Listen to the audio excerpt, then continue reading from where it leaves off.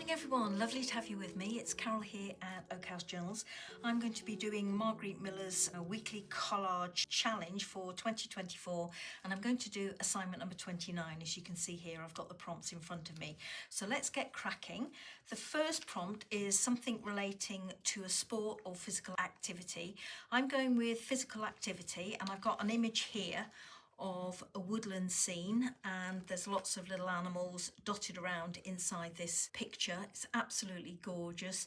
And in terms of it being related to a physical activity, for me, I would be walking in this forest, certainly if there were all these lovely little birds and animals in there. So I'm claiming that that is going to hit the prompt. Secondly, anything that starts with G. So I'm going to flip this over. As you can see, it's from a book, and I'm going to go with this here. She's got a spade in her hand. So anything that starts with G, I've got G for girl and also G for gardener. A clock or a watch is the third prompt, and if I pull this out, I'm going with a sundial, which is a type of clock that tells the time by means of the sun. So that's my choice for the third prompt. Something sharp. Well, normally I don't double up my prompts, but I am this week for ease, and I am choosing this, which is a spade, and obviously a spade can be sharp. Certainly at the end it's sharp. So I've got that. The next prompt is a colour associated with spring. For me, the colour yellow depicts spring because of the masses of daffodils that we have out in bloom around that time here in the UK. I've got some little fussy cut pieces here. So I've got a fussy cut iris, and that was on the top of it. It was the flower, and I just happened to catch it with my scissors. So I've got that to use. I've got one that I managed to cut out and didn't chop the top off, so I'm going to use that one as well. And I've also got this little one, which is yellow and oranges, which again I think is spring colours. And I've also got a tulip, because tulips come out in spring, and as you can see, it's yellow and orange there. Might not use this one, might be a little bit too big in terms of scale, and I don't know whether I'm using this one as well, but I've got them as standbys. I've also got this portion from the book that I got this image out of, which is this one here, Garden Spells, The Magic of Herbs, Trees and Flowers. And as you can see, there are lots of lovely little images in here, and just the odd one or two left that have borders around them. I think there's one coming up here. Let me open that. Yeah, there you go. You can see that they have these lovely borders around. So both of these images came out of this book, and this is the bottom half of an image. I thought I might try and see if I can work this bottom portion into this picture because of the spring flowers that are here. You've got yellow daffodils on either side there. You've got tulips there. These are some irises, which here in the UK come out in late spring. So I'm kind of going with all of these colours, but predominantly the yellow. So I've got that. And the bonus prompt, or the final prompt, is a candy wrapper or cough drop wrapper, and I've got this, which is a sweet wrapper. So I'm going to try and work that into my assignment today. So I've got my pieces moved around where I want them, and I'm going in with this one first off, and as you can see, I've trimmed it to size, fits inside my border. So I'm thinking of having that slap bang in the centre there as my main piece for working on. I'm going to bring this in. What I thought with this is I'm just going to try and match up this border on here, something like that if I can, so that it extends the overall central image. Obviously I've got rough edges here, but that's going to blend into this background. So what I'm going to do now is just trim around this outside edge of the border so that it matches this one.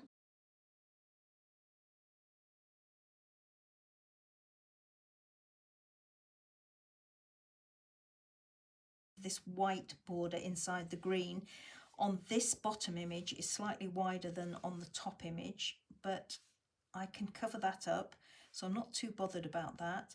And if I move it more or less to the top of my working page, then I can still get a lovely proportion or a lovely amount of that showing. To hide that little portion there, I'm going to put her on here, maybe take her up, because I don't want to cover up these yellow flowers. Move her off to the left a little bit. It's a shame because her head is hiding that lovely little rabbit up there. And then I can angle her slightly so that I can see that rabbit. And it looks like, I'm hoping, she is digging in this flower bed here, and the tree is the central element on that. So let's see what I can do with these. I could maybe have something like that going off the edge of my working area. Don't mind that it's doing that. It's not hiding that bit up there, which is what I would have liked. So I'm going to try and bring that up a little bit like that. Now this is the bit that I accidentally snipped off. And if I do that, then it will hide the transition and the fact that this little bit of the border up here is not as wide as down there. That doesn't look as I wanted it to look in terms of giving me the splash of yellow. There's a lot of greenery, so that's why I cut out this little one. And as you can see, there is the bulbous part of the iris down there, which I've left in place, but I can cover up with that and maybe move that across a little bit, and then I get the best of both worlds really. I get more of the yellow showing, and it covers up that bulbous bit, which is a little bit ugly. I am wondering whether to trim some of this away, and I'm going to do that. I'm going to take away that portion there. I don't need to be too accurate with how that's trimmed because it won't be seen. Something like that, I'm thinking, which gives me more of this pink showing, which is quite nice. Coming in with this one, and as I say, laying it over the top. I could even drop it down a little bit, and I quite like that idea. So I'm going to drop it down, pull it over a little bit more. I'm liking how that looks. Let me bring my little gardening girl in. I've got to get this in, and this could probably just go in there like that, tucked in behind. Okay, so that's how I think I'm going to have my piece, but I need to work out how I can get this little bit in here. And I'm wondering if I can do something here because she is a little bit lost there. I think I'm going to use this to go behind her to actually try and frame her a little bit. Not sure if it's going to work at all, but I can try. Just going to have a look at placement on here to see whether I can cover up some of the writing. Don't like that piece up there, so I'm going to turn it round this way. If I angle her like that, then she covers up the writing inside that big circle there and also that one, and I think that's going to work. Right, I'm going to commit to that. I'm not sure if this is going to be right, but I am going to commit to it. So I'm going to put a dab of glue behind her just to hold her. So just a little bit of glue. I will go in and add some more in a moment. Okay, let's do this.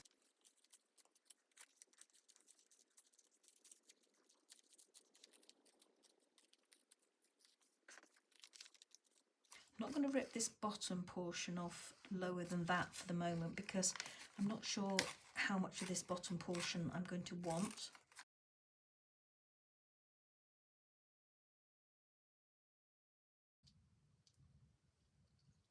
And it looks a little bit stuck onto me. I'm not happy with that. I'm going to cut away round there and round there.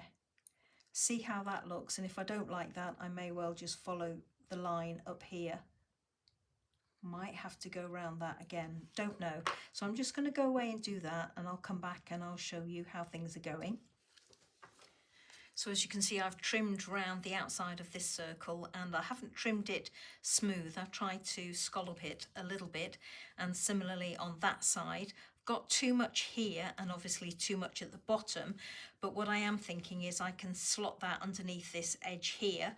I'm going to go with that there, and what I've done with this is I have just put a dab of glue behind this little one and glued it on top of the bigger one so that I can just see the placement, and I think that's more or less the where I'm going to have everything, subject to trimming it down and gluing it down some more. So I'm going to take away that portion. I just want to see what it's going to look like. So I should be able to just slide it underneath to see what it looks like. Something like that, so that I'm using the bottom of her gown and her foot to just work in with that edge there.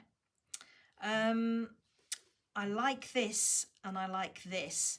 I'm not so sure about the gold in here. So what I'm going to do is I'm going to cut away in here a lot of this gold and just leave that edge of that circle scalloped like I've done on that one and this one to see what that looks like. If I don't like it, then I can chop it away altogether. So I'm just going to go and do that.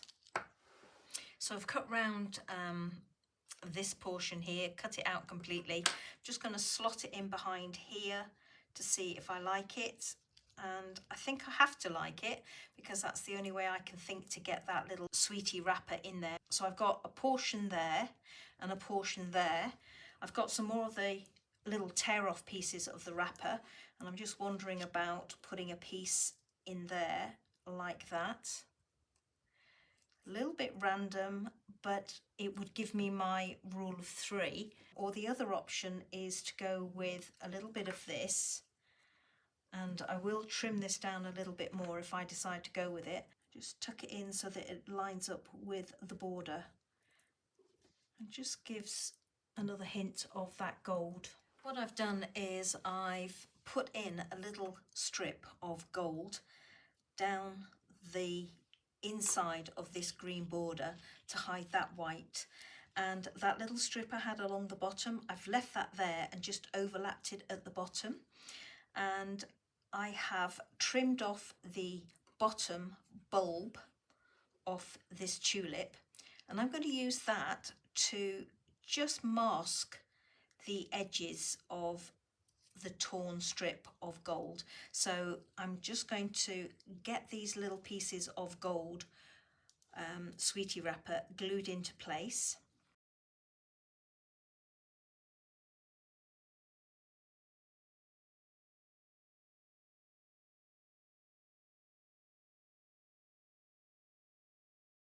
Just like that. Now I want to get this bit glued into place, roughly like that, but then I need to get this one in to tuck in behind it.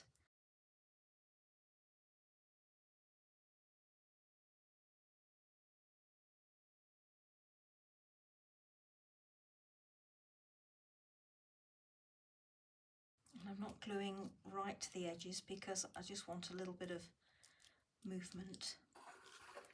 I'm still looking at this area down here, still not quite happy with it. Loving that red and yellow pop of colour there, and I'm liking that I've got this gold up here that's picking up that. But ideally I would like to try and get a little bit more colour so that it looks like my collage is going up that way, that this is the main picture and that the gold is just picking up those hints of gold up there. So I feel like I need to get this one in down here. So what I'm going to do is I'm just going to trim off that at a slight angle. Yes, that's how I'm going to have it. So dab of glue behind, as always. Tap it down in the centre, but again, not my petals too much.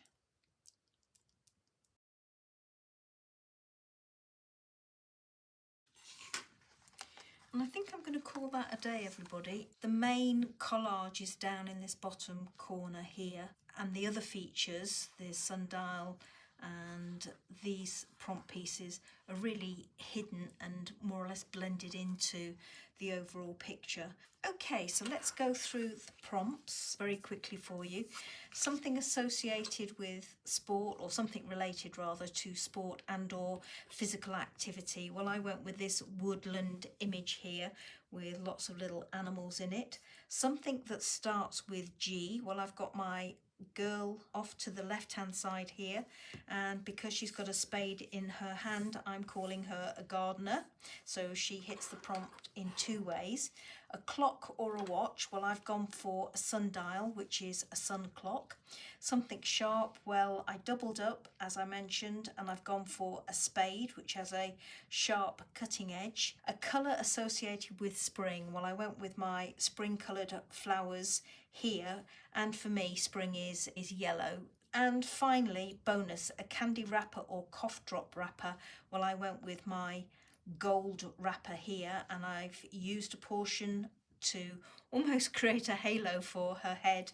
She's got something behind her as well, and then I've put an edging down here to get in my rule of 3 with that gold. So all I need to do now, everybody, is to rub out my pencil border, and I've got my rubber off to one side ready to do that.